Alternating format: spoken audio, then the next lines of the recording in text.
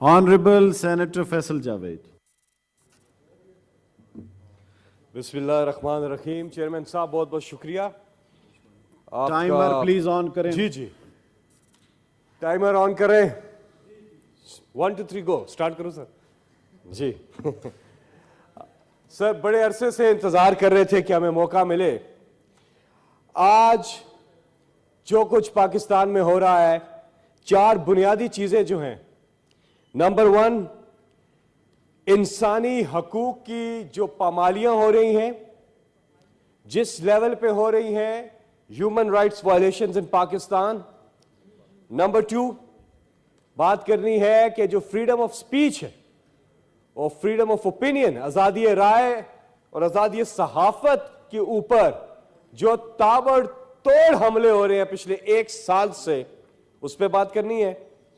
Number 3, जो constitution को रद्द किया जा रहा है, इससे हटा जा रहा है, आईन की खिलाफ वर्जी की जा रही है, इसके हवाले से बात करनी है। और नंबर 4, जो अदालतों पर एक मुहिम के तहत पुरजोर अटैक किया जा रहा है, बिलखुसूस चीफ जस्टिस ऑफ पाकिस्तान, उनके ऊपर जो एक अटैक किया जा रहा है, इस हवाले से बात करनी है। आज यहां पर कल जो कानून साजी हुई, उसकी रिपोर्ट यहां पर कमेटी की भी फिल फॉर आई और उसके बाद बिल यहां पे कल पास किया गया। जिस अंदाज में पास किया गया, जिस उजलत में पास किया गया, इसी से इस हुकूमत की बदनीति जो है वो अया है, वो सबके सामने आश्कार है। जिस अंदाज में ये बिल पास किया गया और बावजूद इसके कि अपोजिशन कहती रही कि एक कमेटी को भेज दें, वहां पे इस पे मजीद जो है ब्रेनस्टॉर्मिंग भी हो जाएगी और राय भी आ जाएगी, लेकिन जिस उजलत में और जिस टाइमिंग के साथ इसको पास किया गया, यही सबके सामने एक्सपोज हो गए हैं और पूरी कौम को पता चल गया है कि क्या अगराज व मकासद है। और ये पहली बार नहीं हुआ, इससे पहले भी पर्सन स्पेसिफिक लेजिस्लेशंस हुई हैं। हमारा काम, हम जो लेजिस्लेटर्स हैं, जो पार्लियामेंट के मेंबर्स हैं, हमारा काम अवामी मुफादात की कानून साजी करना है। हमारा काम अपने लिए कानून साजी करना नहीं है। हमारा काम पर्सन स्पेसिफिक लेजिस्लेशन करना नहीं है।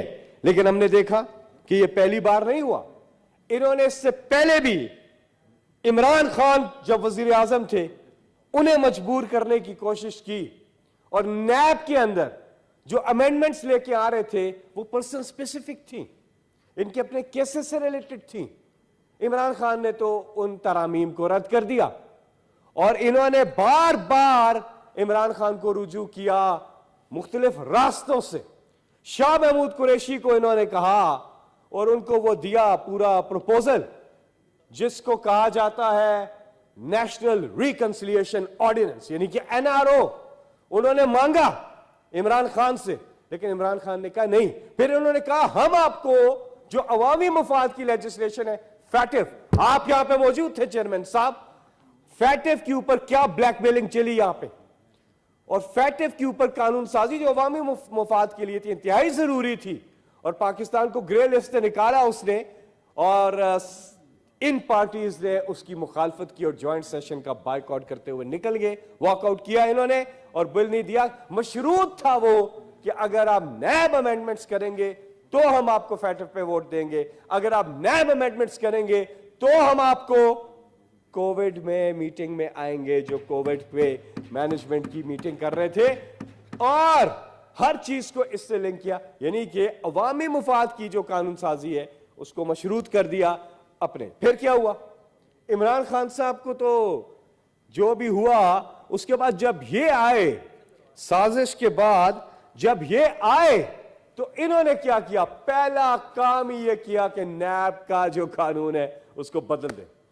मतलब ये कि अगर आप कानून की गिरफ्त में आ रहे हैं तो आप कानून बदल दें, आपके पास इख्तियार है। आप पार्लियामान में हैं, आपके पास अक्सरियत है, सेनेट में अक्सरियत है, आपके पास नेशनल असेंबली में इस वक्त सारे आप ही हैं, और आप जब कानून की गिरफ्त में आने लगे, कानून बदल दें। नंबर 2, जब पार्टी आपकी मुश्किल में हो पार्टी बदल दे।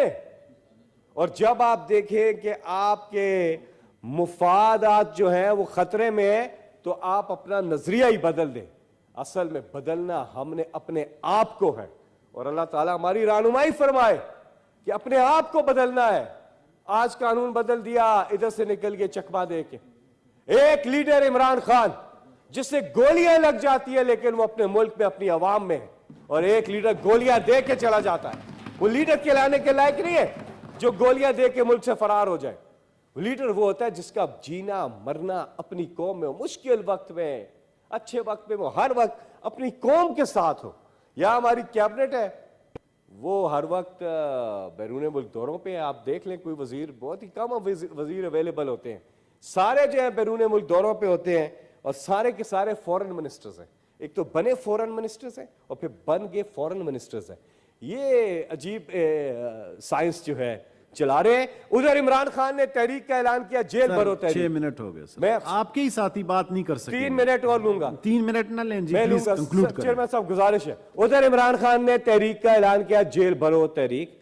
इधर वजीर आजम ने, शहबाज शरीफ ने ऐलान किया, काबीना भरो तहरीक। और बड़ी कामयाबी से ये जारी है।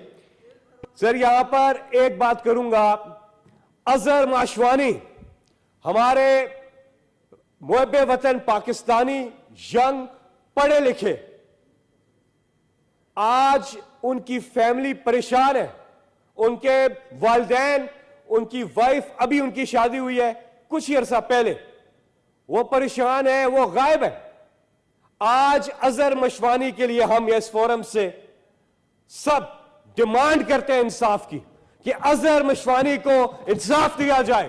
और हमारे जितने भी मुहब्बे वतन सोशल मीडिया, हमारे जो पाकिस्तान के तहरीक इंसाफ को छोड़ दें, वो पाकिस्तान के टाइगर्स हैं, वो पाकिस्तान का मुस्तकबिल है, वो पाकिस्तान के मुहब्बे वतन शहरी है, वो उनकी आंखों में ख्वाब है, उनको इंसाफ दें।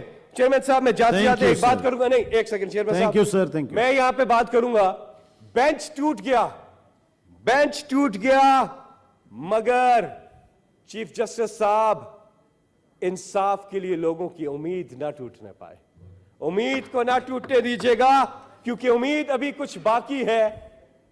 एक बस्ती बसने वाली है जिस बस्ती में कोई जुल्म ना हो और जीना भी कोई जुर्म ना हो, जहां मुंसिफ से इंसाफ मिले, दिल सबके सबसे साफ मिले। उम्मीद है ऐसी बस्ती की और इंशाल्लाह वो बस्ती कायम होने वाली है और उस बस्ती के रुए रवा होंगे वजीर आजम इमरान खान इंशाल्लाह। चेयरमैन साहब आखिरी बात करूंगा। Thank you sir, thank you, आखिरी बात, thank you very much sir, thank you honourable senator.